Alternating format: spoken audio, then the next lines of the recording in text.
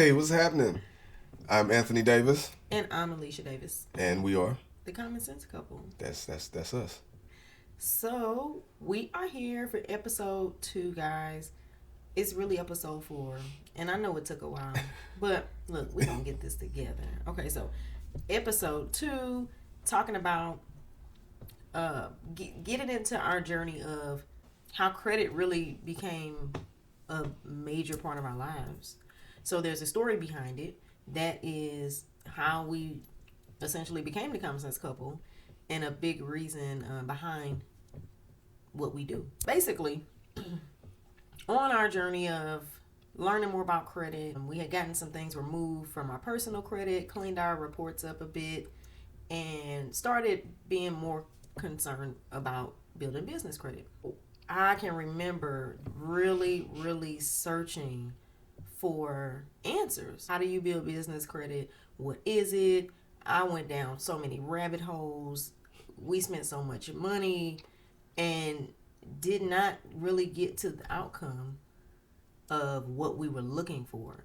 So the first thing, I would say lesson number 1, when it comes to business credit, know what your goals are as a business owner. Know the difference between business credit, business funding, and what is required. Like, what are the levels of business credit? What is required for each? And what is your goal? Some people have a goal of building credit for their business, building corporate credit for their business, only using their EIN. That is perfectly fine. Just understand that that might not lead you to getting some approvals when it comes to money from a bank, when it comes to walking in a bank, or when it comes to applying for a bank issue credit card, such as, one through Chase or Bank of America, Regions Bank. EIN only is just not going to happen unless you are, hitting the millions in revenue. Consistently. Yes. Year after year after year. Yes. They're going to want to check your personal credit. So personal credit really plays a part when you are especially a newer business owner and you're in the building stage and you're looking for the money. You're looking for the money, whether that be in the form of zero interest credit cards, whether it be in the form of a line of credit, a loan. You are looking for the money. Most of the time, your personal credit is going to play a part. So we didn't actually learn this until we faced so many no's, so many denials. I think there was a point we even signed up for a service, a business credit building service. And we were paying $500 a month, guys, and it was an investment. It's an investment, though. You can't look at it like it was a waste of money because we learned not getting the answers that we thought we signed up for. So It was a lesson in it. We can't look at it like, we was doing this and we paid this much every month. We were doing all the work. And I can remember being instructed to sign up for Tier 1 vendor accounts. So if you're familiar with vendor accounts, Quill, Granger, those Net 30 accounts. But I knew that what we were really looking for was money. We wanted to expand. I wanted a salon space. Quill and Granger and Uline just were not going to help. We actually ordered like paper towels. We did. We bought like a vacuum cleaner that we never went and picked up, or we ordered it. We never went and got it. Like it wasn't beneficial to anything that we were trying to get done. We couldn't turn in a vacuum cleaner for some money at the bank. We couldn't. No matter how many on-time payments we made, it wasn't going to happen. And mind you, we're paying $500 a month. It was $125 a week for the program. Yeah. And then I said, okay, this is not, this isn't right. This isn't right. So then I went ahead and applied for a business credit card. Can't remember who it was from, but I remember getting denied. And I'm like, well, why? Why? How did I get denied? They said, you have a bankruptcy on your credit report. So we are investing in this business credit building program to accomplish what exactly? Because at the end of all this toilet paper, I was still going to have a bankruptcy on my report unless it got removed, which led me to realize this is about personal credit when you want money. Yeah. You know what I mean? So at that point, ended the program, very frustrated. And this was information that was not relayed to us in the program. Right. And aside from that, there were other programs that I looked into for business credit building. It was a bunch and of them. And I put it together kind of at the end. The questions they would ask me when, like upon signing up or inquiring about the services, all of their questions were about my personal credit. Yep. How many inquiries do you have? How many personal credit cards do you have? What's the highest limits? Do you have any negatives? And, I'm like, okay, they're asking me about my personal credit, but I'm talking about business. Mm-hmm. You know what I mean? So after going through that $500 a month program and realizing these net 30s They don't translate. They don't translate to money. They don't translate to funding. And I see so many business owners make that mistake. Even in the business credit groups that I'm in on Facebook, they just have no clue. And it's not their fault because there's so much information out there that tells you get 5 tier 1, get 10 tier 2, get 30 tier 3. That's not going to help you once you go into a bank and try to to get apply money. They're not going to look at that. No. They're not going to look at that. So if your plan is to solely build credit using your EIN, then that strategy may be the way to go. You just may have to have more revenue, when it comes to getting money. So it just depends on what you want to leverage, but you're going to have to leverage And that may be a longer process. Something. You're going to have to leverage something, Yeah, a longer process, and you're going to have to leverage something. And even with net 30s, like my wife said, even if you do want to do solely EIN, make sure the products are for your company, benefit you. Yeah. Even if you want to, once again, if you want to do net 30s, fine. But just please make sure these products are benefiting you. You're able to utilize them, and you're not just spending money on things you don't need. Yeah. Because it doesn't make sense. Because there are vendor accounts that benefit some businesses. Mm-hmm. There are vendor accounts that people use. So we're not, speaking negatively about it.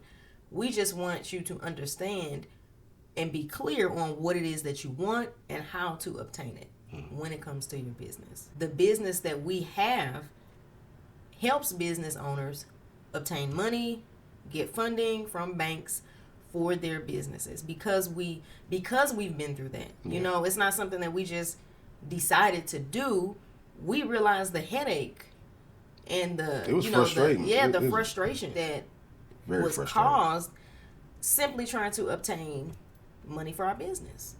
So we realized that there are so many people out there, entrepreneurs, especially people that are transitioning from the workplace.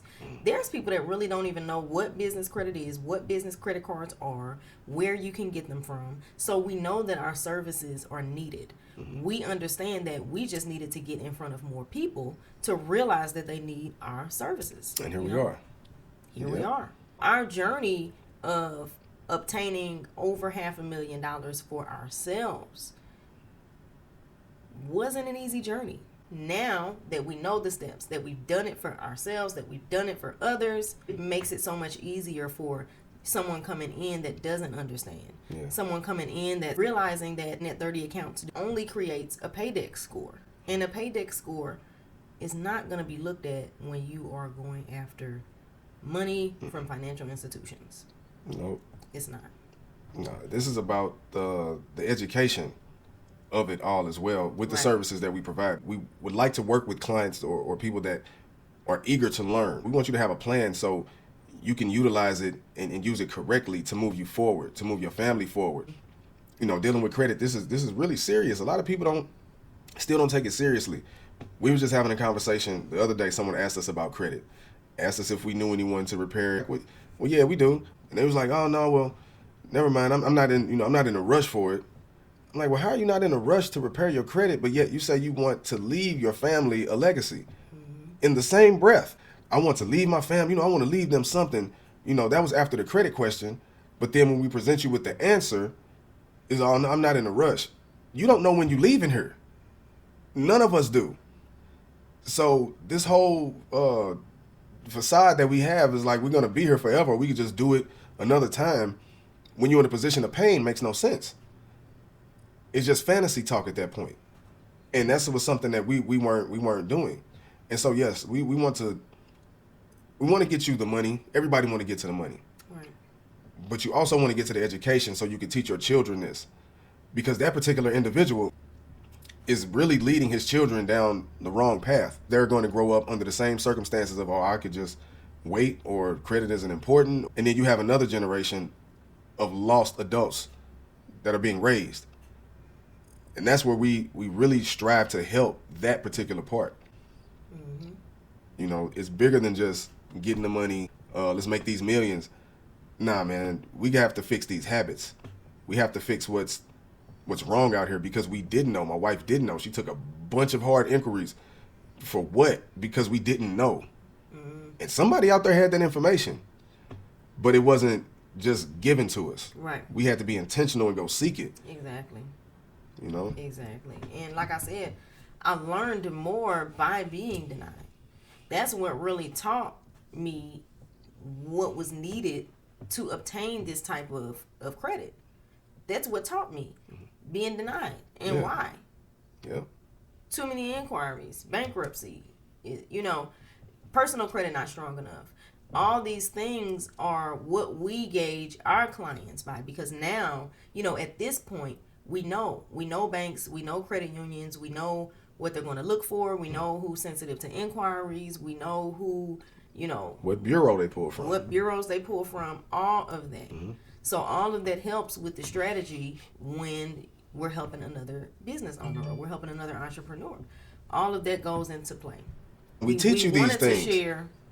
We walk you through the application process on, some of these accounts.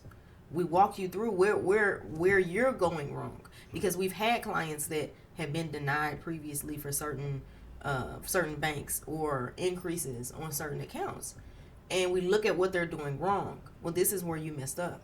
You messed up on the application.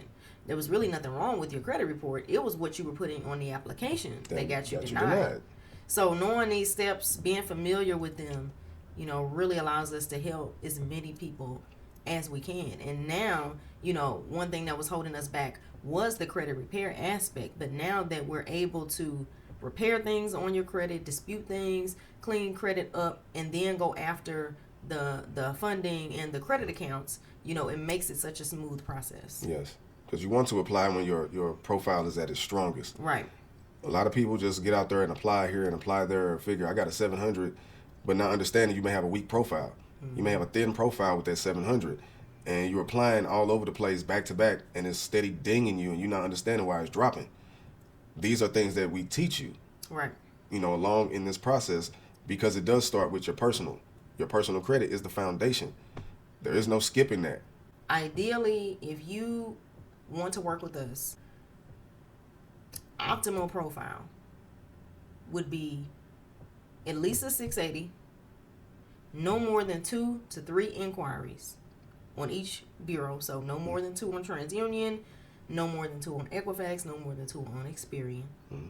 As well as if you have personal credit cards with at least a $3,500, $4,000 limit that you've had for at least 2 years, the more of those that you have, the better. The more positive accounts that you have, the better. Yeah. The higher the credit limits that you have personally, the better. But all of that we work on with you. So if we realize that your credit accounts are a little weak, that's the area that we're going to work on building up. So you may get higher credit lines, higher credit limits on your personal account, because we want to strengthen that before we go for the business accounts. Yep. Yeah, it's a whole strategy, man. But it's also, like we say, you can't get around the education. No. Cannot get around the education, because you will have a part to play in this as well. You will have to. Yeah, we need clients that are definitely going to cooperate with us, not do anything to jeopardize the process of building. It's not a one size fits all. Everybody's case is different. Yep. Some people can we can get them 50,000 in one day. Others, it may take a few months. It depends on where you are. So being patient, having the patience, and know that we are always working to do the best for our clients, because those are our testimonials. So we take that seriously. Mm-hmm. And we want best for the community, whatever community you may be in. I mean, it strengthens that. It strengthens everything. You become a different person when your credit and your business are structured properly and you holding it together and you jamming and everything is flowing, you have to become the most optimal person possible to keep that together. So that's a trickle down effect in your family. They see that. They see you being the best that you can be, and then your community sees that. Whatever business that you're providing, services you're providing to your clients, to your customer base, will see that you are the man, you are the woman in this area. And all of that starts with knowing you and developing your inner, because it starts with your personal, you yourself first. Then it goes to your credit. It goes to your habits. What are you doing every day? What are you listening to? What are you reading? How are you communicating with people in your immediate circle? Or plays a part in it. And keeping your credit together, keeping your business together is a huge part of that. It is. Like, you have to be willing to invest in you, personal development, in your business. So if you do go out and you're able to obtain large lines of credit for your business, you have to know this is capital that will allow me to consistently invest. But you have to be that way first. Even if you have a little to invest, if you're willing to invest a portion of the little bit, then you'll be willing to invest when you have more. Yeah. You don't want to be a struggling business owner offering a service or offering something and it's weak because you don't have the money, or you're not willing to invest to produce the best product or service for that customer. Like, you want to be the best. You want to have the best. You want to produce the best. Yep. Always. You don't want to be out here spotted as a weak link amongst, your peers or amongst the competition in your industry. Business credit, having access to capital, and having the mindset that I'm willing to invest in the best, like, you can't lose. You can't. You can't lose with that. You can't lose with that. Nope. So. Because even if you do invest something and it doesn't work out, you're going to learn from it like we did. Right. You're going to learn from it. If you have that mindset to learn, there's no losses, there's only lessons. You have that mindset, everything is a win. Everything is a win. Exactly. So, you going to wrap it up? Yeah. This was a dope episode. It was. We got through it. Let's clap it up for that, because y'all just don't know. But we get to do it. We get to do it. And this is, I love this. I love this. So, we're going to get on out of here. Hopefully you guys did learn something. And we will catch you guys on episode 3. Yeah.